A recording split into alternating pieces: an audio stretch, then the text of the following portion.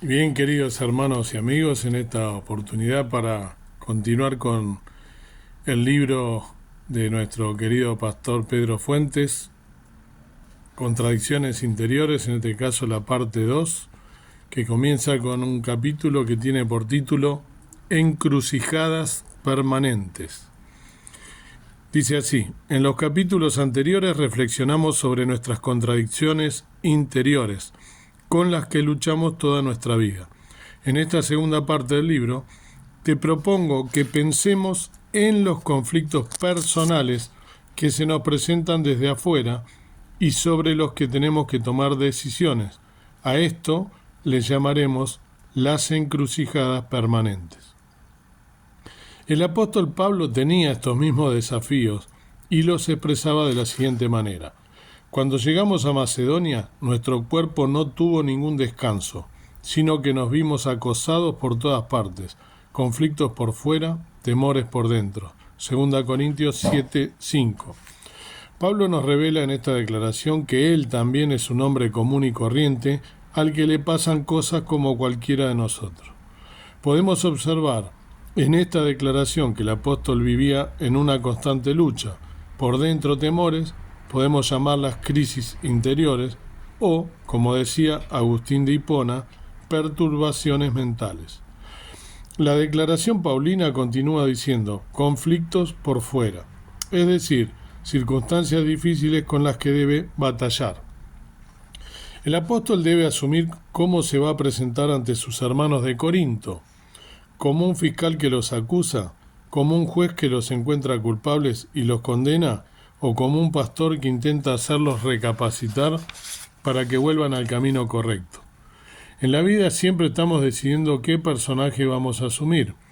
Pablo nos enseña que debemos asumir el personaje que Dios aprueba, aquel que utiliza los principios de Dios para actuar y decidir.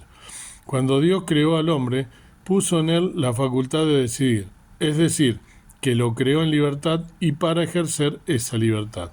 Esto se llama también libre albedrío, poder elegir y decidir por su propia cuenta. La prueba de esto es que, a poco de ser puesto el hombre en el huerto del Edén y ante la posibilidad de elegir, lo hizo y, tristemente, la decisión fue equivocada. Dios, aun sabiendo cuál sería la manera en que Adán y Eva decidirían, se lo permitió. La historia sagrada nos muestra, vez tras vez, que Dios respeta la libertad de sus criaturas. Lo que también podemos ver es que, ante las malas decisiones y sus consecuencias, todos buscamos a quien echarle la culpa de nuestras decisiones equivocadas. Una corriente psicológica que ha tenido gran divulgación y éxito en nuestro tiempo es la que procura convencernos de que no somos responsables de las malas decisiones e intenta encontrar explicación para justificarlas. Es muy común escuchar cómo alguien responsabiliza a otros de sus malas decisiones. Las personas suelen encontrar diferentes culpables: los padres, los maestros, los líderes, los pastores, los gobernantes o cualquier persona con quien tuvieron contacto. Ellos son los responsables de su situación y pocas veces asumen su responsabilidad. ¡Qué gran verdad! Esto los hace sentirse víctimas de la sociedad y quedan sumergidos en la inconsciencia de su mediocridad y sin posibilidades de superación. Ante las encrucijadas de la vida, debemos asumir que somos nosotros quienes decidimos qué camino tomamos. De esta manera podremos disfrutar de las buenas decisiones y nos haremos cargo de las consecuencias de las malas decisiones. Quiero contarte una experiencia que viví hace cerca de 15 años atrás, que ilustra la batalla de nuestras contradicciones y las encrucijadas a las que vivimos expuestos. Era el mes de enero y en la ciudad de Buenos Aires hacía muchísimo calor. Yo estaba en mi tiempo de vacaciones del colegio, pero en mi casa. La campanilla del teléfono fijo que utilizábamos en esa época interrumpió la tranquilidad de esa quieta mañana.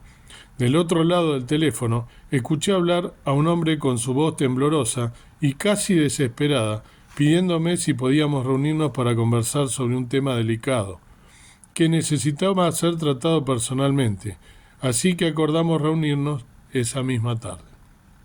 El hombre, casi de mi edad, se encontraba desorientado, con una profunda amargura, enojo, fastidio, desolación y con depresión. En grande, como siempre, pone al costado algunos carteles, letreros, y dice: ante las encrucijadas de la vida debemos asumir que somos nosotros quienes decidimos qué camino tomamos. Continuando con la historia de este hombre y de su encuentro, dice: no dio muchos rodeos para describir el calvario que estaba viviendo. Me contó algo que yo ya sabía. Recordó que sus últimos 20 años había servido fielmente al Señor en una organización cristiana. Había utilizado todo su tiempo, había sacrificado sus comodidades y tiempos con su familia para realizar de la forma más excelentemente posible la tarea que se le había encomendado.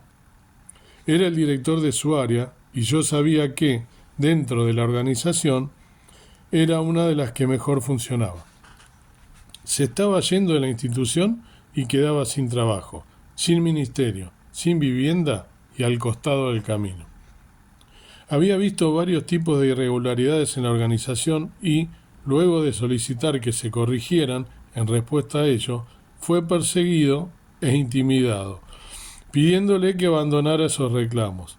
El nivel de estrés y agobio que sintió por varias semanas lo llevó a renunciar a su ministerio.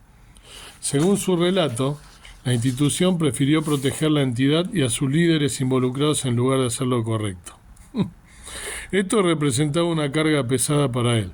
De pronto, todo lo que había aprendido y enseñado de la consideración que los cristianos debemos brindarnos unos a otros no estaba funcionando con él y sus líderes estaban actuando contrariamente a estos principios que proclamaba. Había vivido varias semanas con esta tremenda carga de angustia y lucha interior, hasta que finalmente decidió que haría un juicio a la organización y a su presidente. Algo no lo dejaba en paz y sentía una gran contradicción entre lo que pensaba y lo que deseaba hacer para que se hiciera justicia con su caso. Recuerdo que mientras él me hablaba, manifestaba mucho enojo y desilusión con sus autoridades. Vez tras vez repetía en su relato que él había trabajado fielmente al Señor y ahora le pagaban de esa manera, por tal motivo haría el juicio laboral. Mientras él me expresaba su indignación por estas personas, yo oraba en silencio. En ese momento Dios me guió a decirle: si serviste a Dios con tanta fidelidad y por tantos años, deberías hacerle juicio a Dios y no a los hombres. Pero si serviste a los hombres y no a Dios, entonces puedes hacerle juicio tranquilamente. Estas palabras lo hicieron darse cuenta de que se encontraba en una encrucijada. ¿Debía dejar todo en las manos de Dios o debía reclamar a los hombres su derecho? Pasados muchos años me contó que cuando habíamos charlado en aquella oportunidad, ya había hablado con un abogado, quien lo animaba a realizar este juicio. Incluso le había hecho las cuentas de cuánto dinero ganaría si el juicio salía a su favor. El abogado, para convencerlo, le había dicho: debes darte cuenta de que cuando trabajabas en la organización no tuviste nada, ahora no tienes nada, y al irte con las manos vacías, nunca tendrás nada.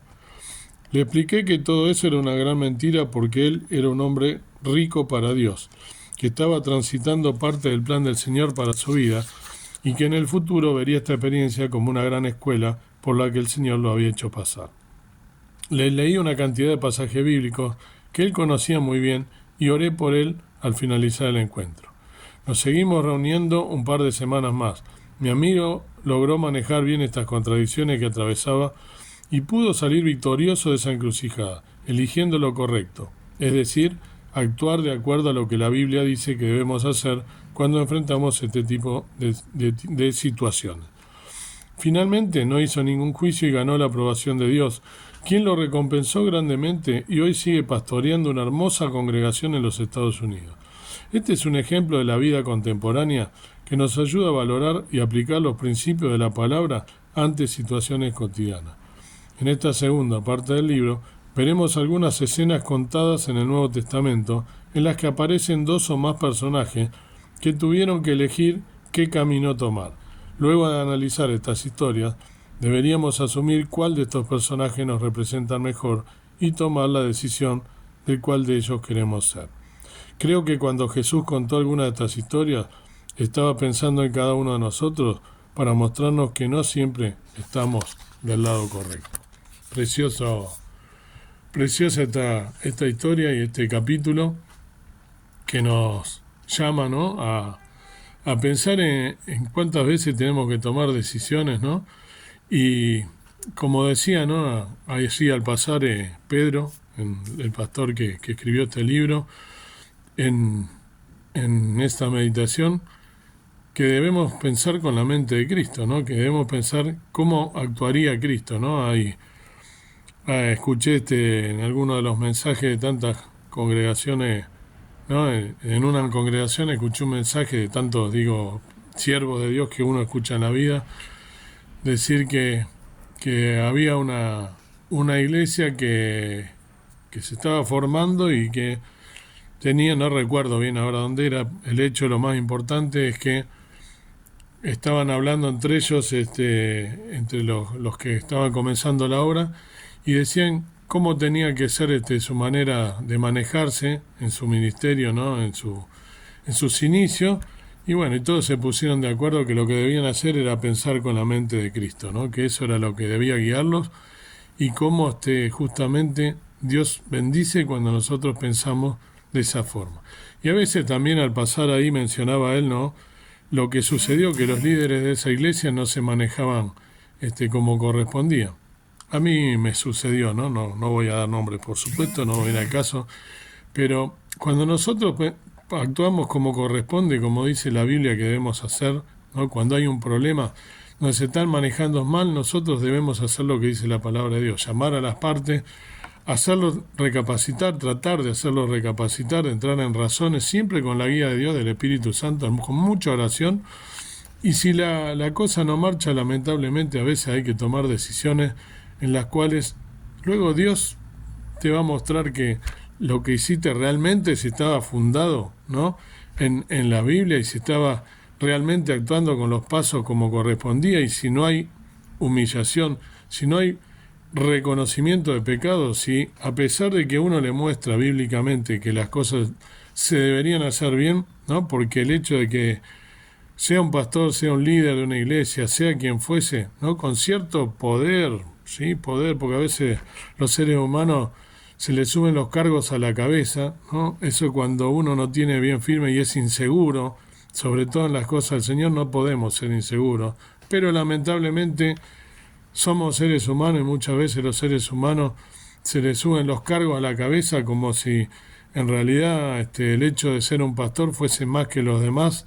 Simplemente debería ser un siervo y con mayor humildad que el resto, ¿no?, para guiar a su rebaño, como dice la palabra, pero muchas veces se tergiversan ¿no?, los lugares que uno debe ocupar y hay falta de humildad y falta de reconocimiento de pecado. Cuando eso sucede, y si yo hice todos los pasos, a veces, como dice este hermano, tengo que cumplir los pasos y luego tomar la decisión correcta si no hay humillación, aún de los líderes de la iglesia, si no hay humildad, si no hay manera de manejarse correctamente a la luz de las Escrituras, y lamentablemente muchas veces que tengo que tomar decisiones y que me voy a encontrar en esa situación.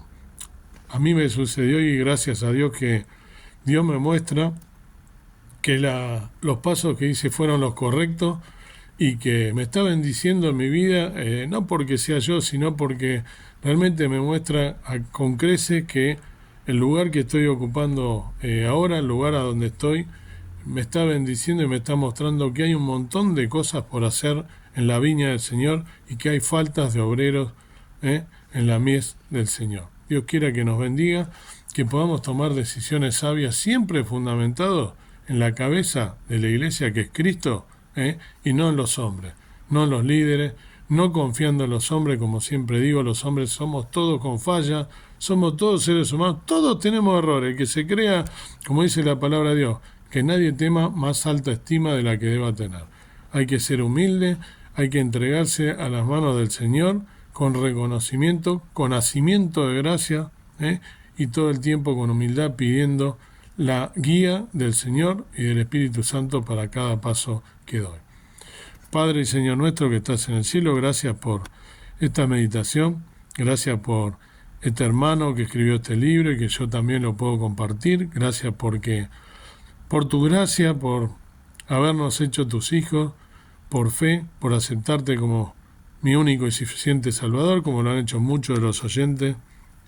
Gracias porque eres nuestro Dios, nuestro Padre, que nunca te equivocas, que eres fiel y para siempre tu misericordia por todas las generaciones. Gracias porque podemos pedir tu guía, tenemos la palabra de Dios santa, perfecta, más penetrante que espada de doble filo, que podamos manejarnos sabiamente, tomando sabias decisiones, siempre fundadas en la palabra de Dios y siempre con humildad de corazón, no creyéndonos que somos más que los demás, sino todo lo contrario, buscando lo que haría Cristo en nuestro lugar, que nos mostró cuál es el camino de la humildad, de la entrega, pero también estando firmes en la fe y estando seguros de que lo único que importa es servirte con alegría, con firmeza, velando y orando en todo tiempo, porque nuestra redención está cerca.